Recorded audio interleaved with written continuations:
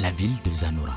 Au cœur de la ville envoûtante de Zanora, où les anciens horloges se dressaient fièrement aux côtés des mondes futuristes, Zara s'est lancée dans un voyage profond. Un voyage non seulement de découverte de soi, mais de maîtrise de l'essence même de l'existence, le temps. Parmi les murmures de la ville animée, elle s'est trouvée attirée par la sagesse des luminaires qui avaient façonné leur destin par une volonté inébranlable et une gestion du temps disciplinée. C'est dans les salles sacrées de la grande bibliothèque de Zanora qu'elle a découvert sa lumière guide. 15 secrets que les gens réussis connaissent sur la gestion du temps de Kevin Krause. Cet ouvrage vénéré, évoqué en termes révérés, est devenu son compas dans la quête pour maîtriser la ressource la plus précieuse, le temps lui-même. Chapitre 1. L'éveil. À l'aube, la douce lumière se répandait sur la ville de Zanora, illuminant ses rues labyrinthiques et ses structures imposantes, promettant un nouveau jour à ses habitants. Pour Zara, ce matin révélait une vérité aussi profonde que le soleil levant. 1440, le nombre précis de minutes qui lui était accordé chaque jour. En embrassant cette réalisation, elle se trouvait à réfléchir à la question intemporelle de la meilleure façon d'investir son temps fini. Dans les murmures de la brise matinale, elle entendait des échos de sagesse attribués à Vussi Tamberkouayo, un titan de la gestion du temps à Zanora. Sa prudence légendaire dans la location de ces moments résonnait en elle, la guidant vers le chemin de l'action intentionnelle. Chapitre 2. L'élaboration du plan. Sous la tapisserie céleste du ciel nocturne de Zanora, où les étoiles scintillaient comme des balises de guidance, Zara avançait son chemin de délibération stratégique, s'inspirant de la résolution inébranlable et des stratégies calculées de Nelson Mandela. Elle reconnaissait le potentiel transformateur d'une planification méticuleuse. À chaque coup de stylo, elle esquissait le contour de son avenir, un avenir façonné de ses propres mains, propulsé par l'élan d'une intention délibérée. Chapitre 3. Le principe de levier. Alors que Zara s'enfonçait davantage dans sa quête, la sagesse intemporelle de la règle des 80/20 se révélait à elle, semblable à la découverte de passages cachés sous les pavés anciens des rues de Zanora. Inspirée par la concentration et la maîtrise inégalée de Serena Williams dans son domaine, Zara reconnaissait la puissance de concentrer ses efforts sur ce qui comptait vraiment. Avec chaque révélation, elle canalisa son énergie, la transformant en un catalyseur formidable pour le changement, prête à la propulser vers ses objectifs avec une détermination inébranlable. Chapitre 4. Vaincre la némésie du temps. Dans les profondeurs ombragées de la forêt de la procrastination de Zanora, Zara faisait face à son adversaire le plus redoutable, l'ennemi implacable du temps, la procrastination. Puisant sa force dans la discipline légendaire de Tyler Perry, elle s'embarquait dans un voyage courageux à travers les peurs fourreux de retard et de doutes. Avec chaque échéance surmontée, elle éclairait son chemin vers l'avant, les flammes vacillant de l'accomplissement la guidant régulièrement vers la réalisation de ses rêves. Chapitre 5. L'épée à double tranchant. Au milieu de l'immense du monde numérique, Zara se trouvait à naviguer les chemins complexes de la double nature de la technologie, inspirée par l'héritage durable de Rebecca Anonchong à Zanora. Un héritage caractérisé par une innovation qui faisait le pont entre le monde sans heurts. Elle se lançait dans un périple pour maîtriser ses outils technologiques comme instrument de créativité.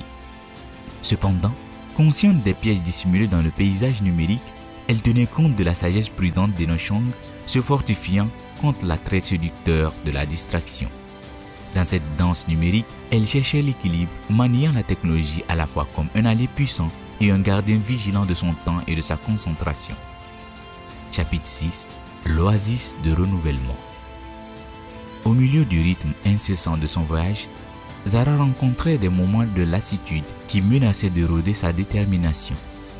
Dans ces moments cruciaux, elle cherchait refuge dans le sanctuaire de pause régulière, puisant son inspiration dans l'exemple incomparable du symbole, dont les victoires sur les pistes témoignant autant de repos stratégique que de la poursuite acharnée, elle débloquait le pouvoir transformateur de l'équilibre. En embrassant la cadence de la productivité et du renouveau, elle apprenait à harmoniser la symphonie de ses efforts, assurant que chaque pas en avant était soutenu par des moments de revitalisation. Chapitre 7. Le pouvoir du refus. Dans un labyrinthe de choix où d'innombrables chemins divergeaient, chacun se disant de son propre attrait, Zara rencontrait la force formidable du mot « non ». Guidée par l'esprit perspicace d'Oprah Winfrey, elle naviguait les carrefours avec une clarté inébranlable, sélectionnant uniquement les routes qui résonnaient profondément avec son objectif central. Dans l'art du refus, elle découvrait non seulement le pouvoir de prioriser ses engagements, mais aussi le courage de rejeter les distractions déguisées en opportunités dorées. Ainsi, avec chaque décision délibérée, elle forgeait un chemin illuminé par l'intention inébranlable dans sa quête de réalisation et de réussite. Chapitre 8. L'art de la délégation. Dans le centre animé de collaboration qui définissait Zanora, Zara se plongeait dans l'art complexe de la délégation. Attirée par la philosophie de l'empowerment collectif de Mo Ibrahim, elle embrassait l'idée que la véritable force réside dans l'effort partagé. Guidée par ce principe, elle découvrait qu'à travers l'unité, elle pouvait amplifier son impact et atteindre des sommets jusqu'à la considérer comme inaccessible. Libérée des contraintes de l'effort solitaire, ses rêves s'épanouissaient dans le sol fertile de l'entreprise collective, alimenté par l'esprit de collaboration qui imprégnait l'essence même de Zanora. Chapitre 9. Sanctuaire de concentration. Au milieu de l'activité incessante de Zanora, Zara créait son sanctuaire de concentration, s'inspirant du laboratoire sacré de Chimamanda Ngozi Adichie. Dans cet espace sacré, les distractions s'effaçaient dans l'insignifiance et la poursuite pure de la connaissance prospérait. Ici, dans le creuset de l'innovation, Zara s'immergeait pleinement, canalisant l'esprit de dévouement implacable et de la concentration inébranlable de Chimamanda. Ses ambitions prenaient leur envol dans ce sanctuaire, propulsées par la force singulière de l'effort concentré et de la détermination inébranlable. Chapitre 10. Le cycle de croissance. Alors que Zara atteignait le sommet de son voyage, elle contemplait avec émerveillement et révérence l'immense panorama de sa transformation. Dans la résolution inébranlable de Malala à poursuivre la connaissance et le changement social, elle voyait un reflet poignant du cycle perpétuel de la maîtrise du temps, un voyage marqué par un apprentissage continu, une adaptation et une évolution. Inspirée par l'engagement indéfectible de Malala à croître malgré l'adversité, Zara embrassait la dynamique inhérente à son chemin, reconnaissant que la véritable maîtrise ne réside pas dans la réalisation statique, mais dans le processus incessant de croissance et de renouvellement.